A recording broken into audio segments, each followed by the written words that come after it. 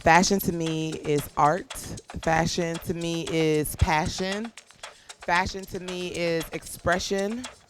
Fashion to me is movement, it's texture, it's color, it's emotion. Fashion can exude many different things. It can exude who you are as a person, how you're feeling. Fashion is definitely a lot of hard work. Fashion to me means lots of dedication.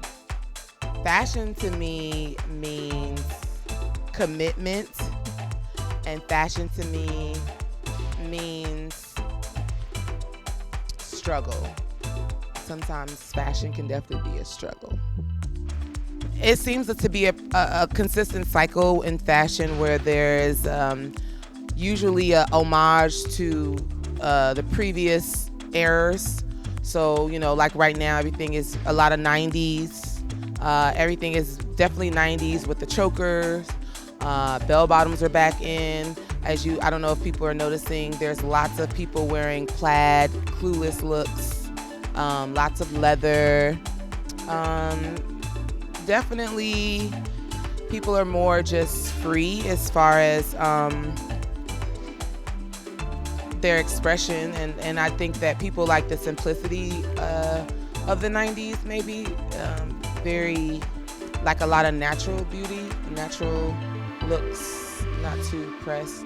Even though we're in 2022 and it's futuristic, but you still pull from the past and reincorporate or reinvent it or repurpose. Like a lot of people are repurposing clothing and fashion as far as like jeans and denim and different materials and trying not to waste things. So over the last 11 years being fashion show director, I've seen a lot of different changes and trends in fashion and styles, and very much so I think that designers are way more inclusive with the types of models they want. They know that people are a lot different and they're directly wanting to market to consumers, and so they may want someone that's not a traditional runway look or model, and they want someone that they feel like would resonate maybe better with whoever they envision as their customer. One thing I like when they say is people remember how you made them feel, and people remember what you said to them. So you can have all the accolades in the world and all the talent, but how you make a person feel, how they connect with you, what you say to them, those are the things that you impress upon them. So I would want them to remember that, to take things seriously, to be dedicated and committed to what they're doing, to always strive to give their best, and to have a good time while doing it, but stay focused on whatever is at hand. And sometimes backstage and when you're doing fashion and you're different industries and in life, everything can be very chaotic and all these different distractions are happening, but you have to hone in and you have to focus on what's important and what the goal is, and remember that all things can go wrong, but you still got to push through and make it happen. So I guess I would want to impress upon them being dedicated, being committed, being genuine and authentic, and making them feel that they can, achieve whatever it is that we're trying to achieve at that time, and hopefully whatever they want to do in the future, even if they realize that maybe this isn't where they want to go, or maybe they want to take their talents, to a different industry, or maybe they want to go a different path, but just to give a great experience. So I think that's what I would want to impress upon them is authenticity and just knowing that this is serious. Like, this is not one thing I think I want more people to understand, and I guess the people that I work with, when they see how I work and why I take what we do seriously, is because a lot of times people think that fashion and fashion shows are all glitz and glam and all beauty and it's entertainment. And there's so much going on behind the scenes, from people like you, cameramen, hair and makeup that's here for hours at a time, production, the people doing sound, people like me, the models, all these different people that come together, whether it's artists and things like that, that are coming together to showcase our creativity, our talents, our art, whatever the case may be. So it's not entertainment. We take these things seriously. We put in time, effort, blood, sweat, tears, money, all these different things. We sacrifice a lot. A lot of times we don't get paid. We're doing all these things for our passion or our dreams or to reach certain goals. So what I want to impress upon people is that when you do certain things, that you give it your all and your best, so that people will take you seriously and people will value you and see your worth and want to, work with you and do different things with you in the future. So locally in the fashion industry, I want people to understand that it's absolutely a business. This costs money. The venues, the cameramen have to pay for all this fancy smancy equipment and all this technical stuff and all the post-production and the hours they put into it. The venue, the models, the hair and makeup. Everybody wants this over-the-top Louis Vuitton, Chanel, Gucci fashion show with no budget. And it's very expensive. All these people that come in and set up the step and repeat and the backdrop and all these things cost money. So this isn't for fun. Yes, you have fun and it makes you feel good, but it takes a lot. People have to take their time, they have to pay for parking, all these little logistical things, because it's a business. So locally, I would say here in Indianapolis that people have to understand that it's definitely a business. Everyone's time is money, and so they should understand that before they ask people to do all these different things.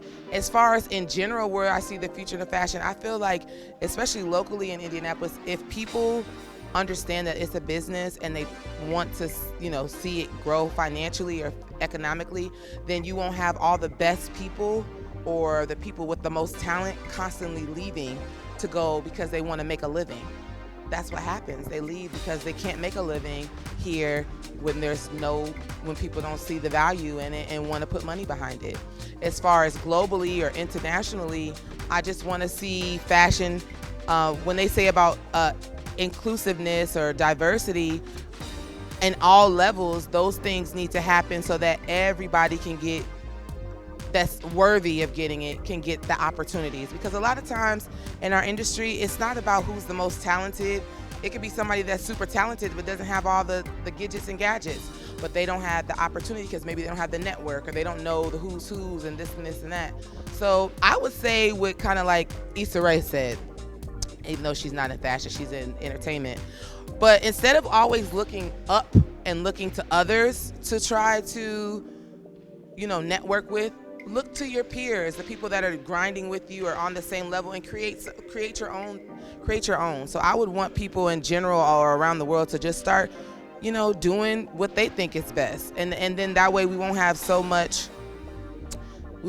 many people feeling like they're not included, maybe, if they just start. But then that causes kind of chaos. I don't know. It definitely needs to be a standard. It does need to be a standard. But then again, I don't know. I guess globally, that's a lot. That's a hard question. Because I could say that, and then I would think about, sometimes it gets too chaotic when there's too many people. But then again, I guess that's the beauty of the world. I don't know. So yeah, for the future of fashion, definitely inclusiveness on every scale, more diversity, more funding behind smaller brands, bigger brands, stop stealing from smaller brands and biting their ideas, but that kind of is just our industry. And people just continue to be creative. It's always something cool you see, and I just love it. I think it's so artistic, and I hope that people continue to want to be a part of fashion and not get jaded by, I guess, the horror stories. And since you're speaking of future of fashion, let me say this to the new kids on the block. So when I say the new kids on the block, a lot of times I have people reaching out to me, wanting me to mentor them. A girl came all the way from North Carolina. She Googled black female fashion directors and saw an interview with me and Googled, and she booked a flight, and her husband came here, and she just wanted to help behind the scenes and things like that. And it's just so your impact, you don't realize what you're doing could impact other people. So to the new kids on the block, I would say keep going. You have to put the work in. You cannot skip the process. You have to respect the process. And that means when you first start out, you don't get paid. It's hard. It's networking. It's exposure, the E word that we all hate. But when you're truly talented and committed, you put it in, you develop, you grow, you understand why. You know what, I probably shouldn't be getting paid for this because I don't know what I'm doing. I'm actually learning. And so this is okay. And then once you get to a point where you feel you've grown and you've excelled, then you'll know when it's time. But I do think that a lot of times we are excited and we see the instant gratification from social media, and we feel like you don't understand how long and how many years or effort and time people have really put into something. So to the new kids on the block, just know that there's a process and you can't skip it.